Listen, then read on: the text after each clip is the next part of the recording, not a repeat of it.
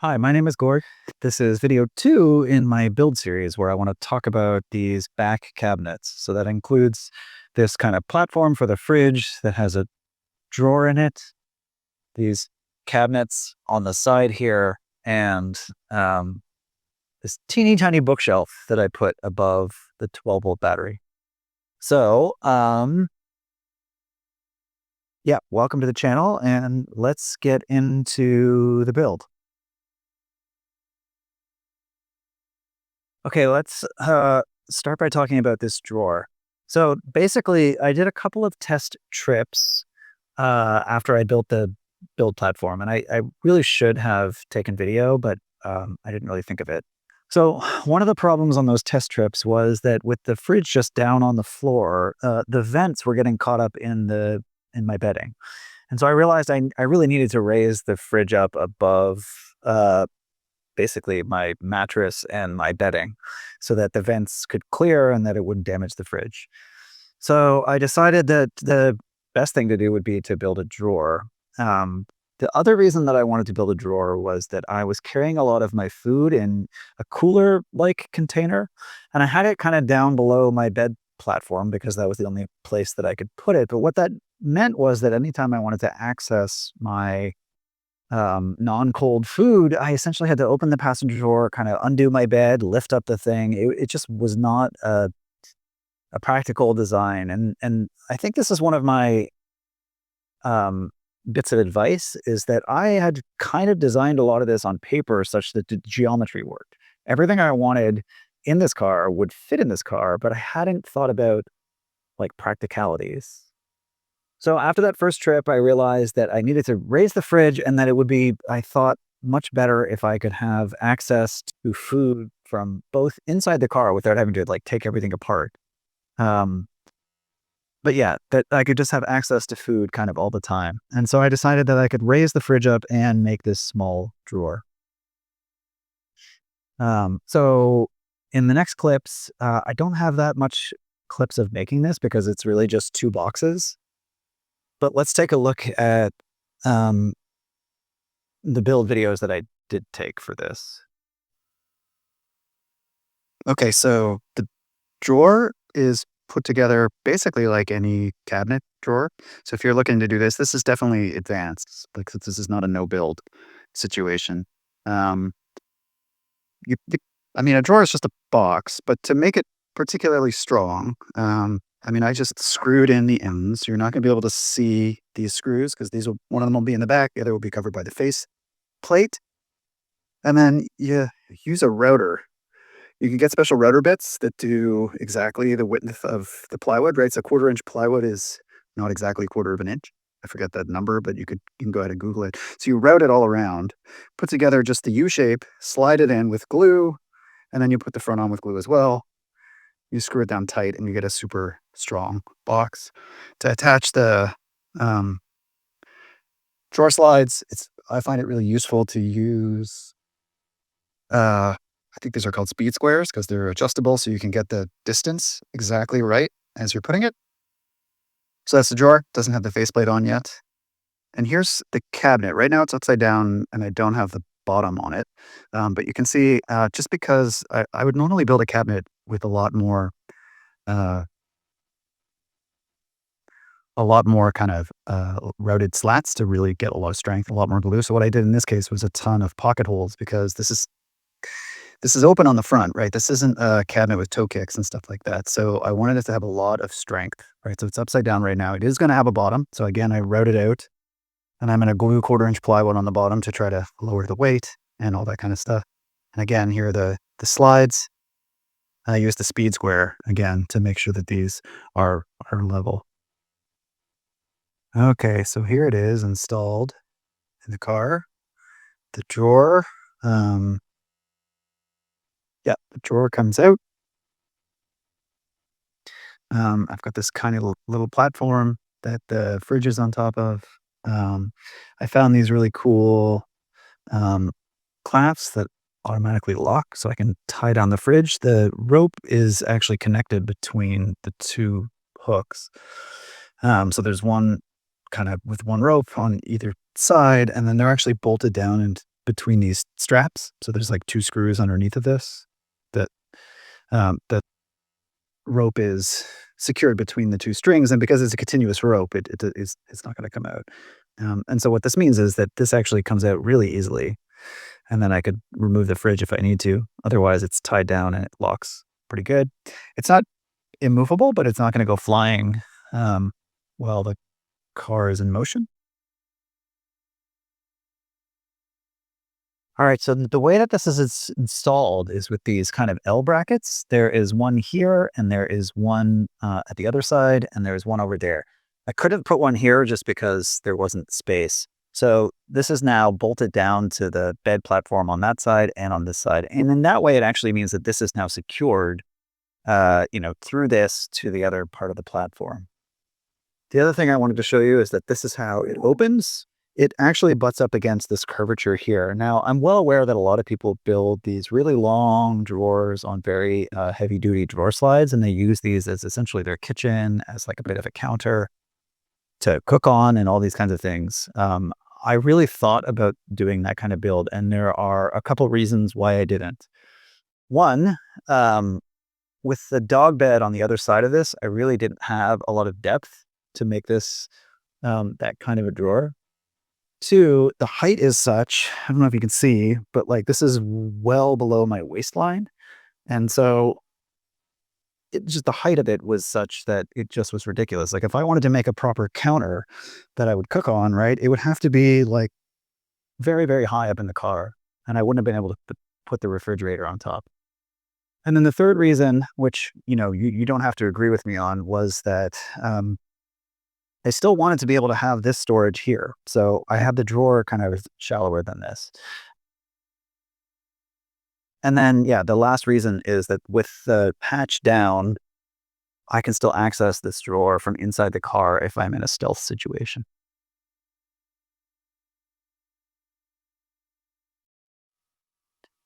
The drawer does have one of these catch thingers you probably can't see on the inside, but this just latches when it's in there, so that the drawer doesn't come flying. It's not that hard to open, but then the drawer doesn't come flying open when you drive.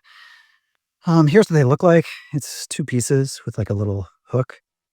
Not that easy to close them with one hand, but that's the idea.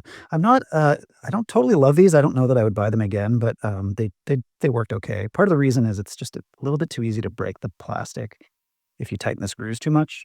Um, and they're not that easy to install. You don't have like any tolerance, right? So yeah, that's definitely something you're gonna want. Yeah, a drawer that's in a vehicle.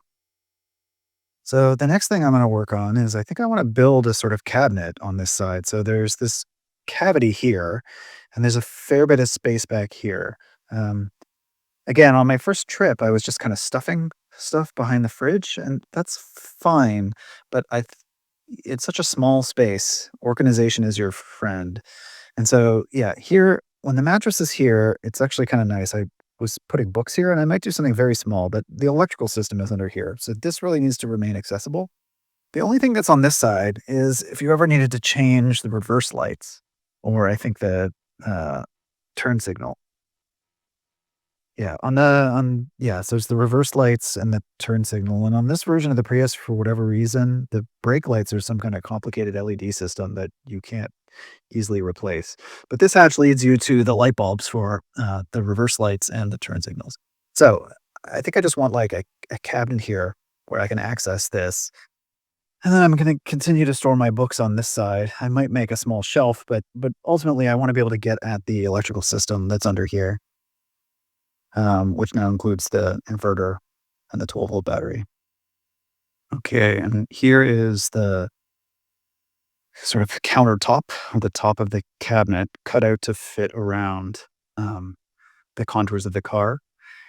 Honestly, I don't have a huge amount of advice for this. It was trial and error. But the thing I did, I guess that might help some people, is to work slowly. So I made these temper paper templates by kind of like pressing up against the wall with my finger. And that would get you like 70% of the way there. And then you could kind of just trim it until it was a pretty good fit. But the paper's floppy, right? So that's not going to be good. So then I taped the paper onto a piece of scrap cardboard, refined it even more. And, honestly, even then, you're probably only like a 90% fit. And then I transferred that cut to the wood. Then I transferred that cut to the wood, and then I kind of used like a lot of trimming and a lot of sanding to get this to be still probably only like a 95% fit. But I think it's good enough uh, for the build.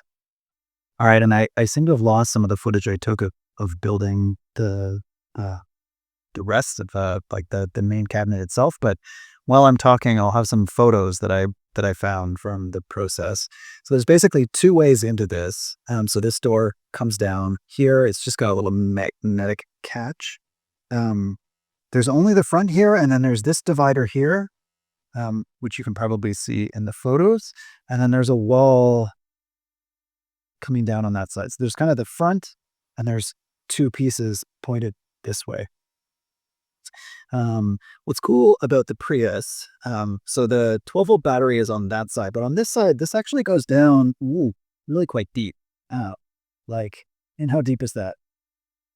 I mean, almost a foot down into this little thing. And there's sort of a cover on it normally, but I just took that off. And so this cabinet is quite deep. You can see that there's a bit of a contour of the wheel well here, but this is where I can store like my daily use things without having a bunch of clutter. Um, like you saw in those photos of my very first trip. And then this part of the cabinet just kind of has these two doors that slide. And I do have that footage. So after we talk about this and look at the photos of the kind of main cabinet build here, I'll show you how I made these little sliding doors. Yeah, there's just these two sliding doors. There really isn't a lot of room back here, but it is a place where I can stuff things. Like here's an harmonica.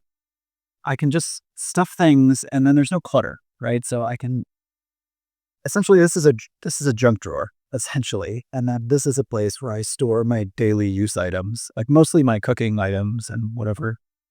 Um, yeah, daily use items, and yeah, these are mostly just stuffed with junk, but it's organized now. And then there's the counter on the top, and you can see I attached a paper towel roll. This is one of these kind of ratcheting ones. There'll be links to these things down in the description.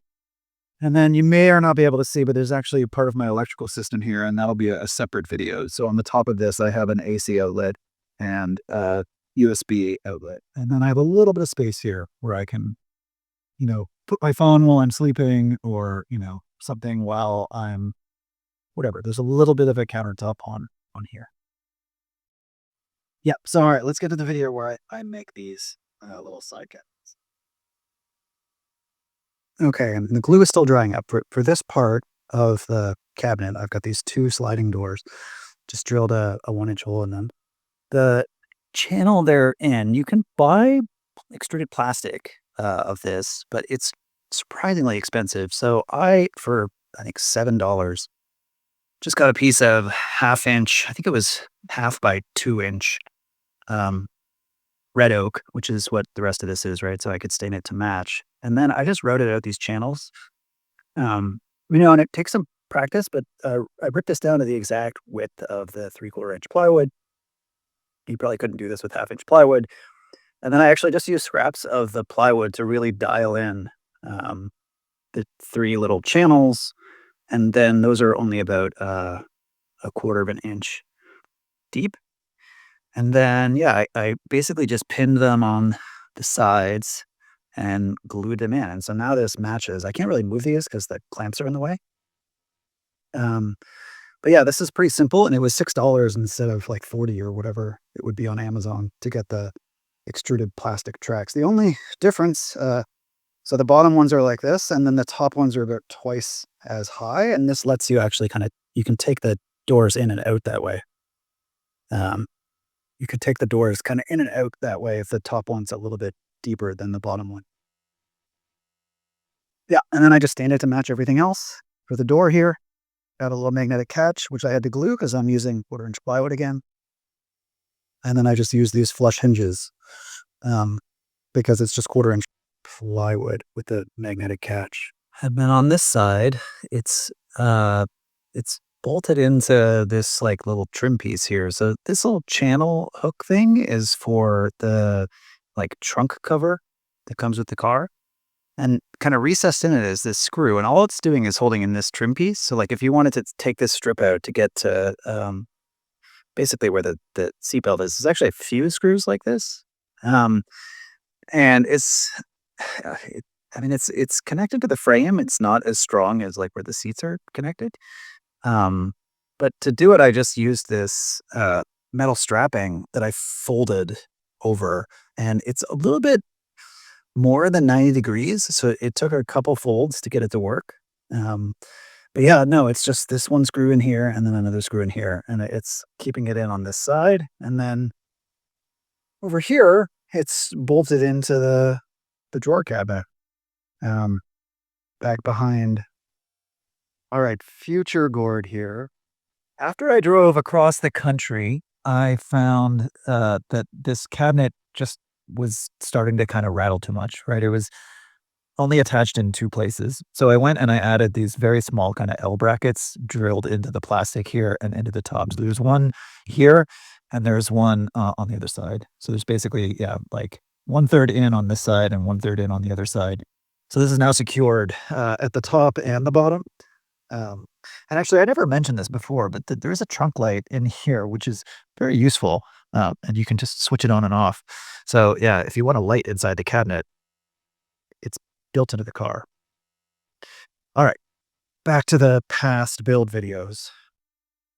Lastly, on this side, I didn't want to take out. So there was one of these kind of like plastic pieces of trim on the other side, which I just took out. But I didn't want to take this one out because it covers the 12-volt. It's not a starter battery, but it's like a starter battery. So the normal kind of AGM 12-volt battery that a car has is back here in a Prius. So I didn't want to like build a cabinet here that would make it difficult to get to that. So what I was doing on my trips, again, I was just kind of stuffing books back here because they were near my bed and whatever else.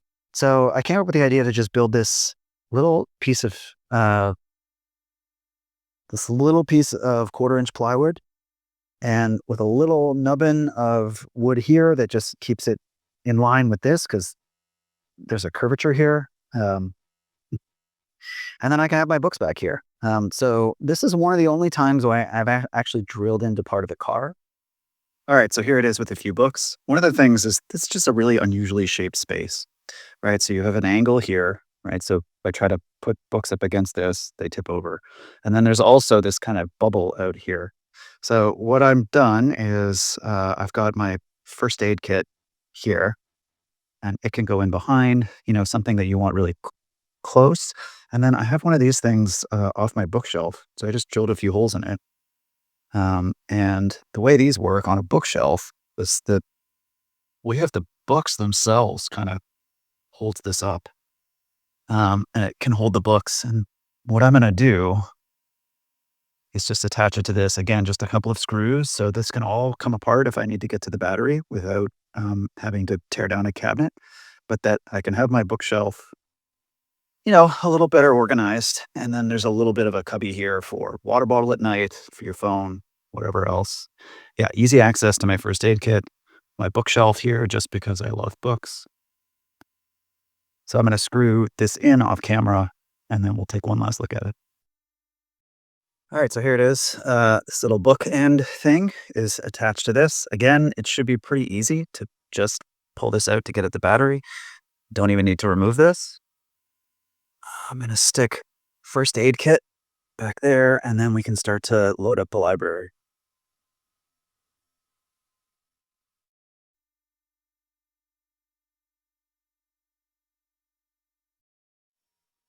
So there you go. I've got room for probably 6 books, which should be enough time. Stick my water bottle down in there.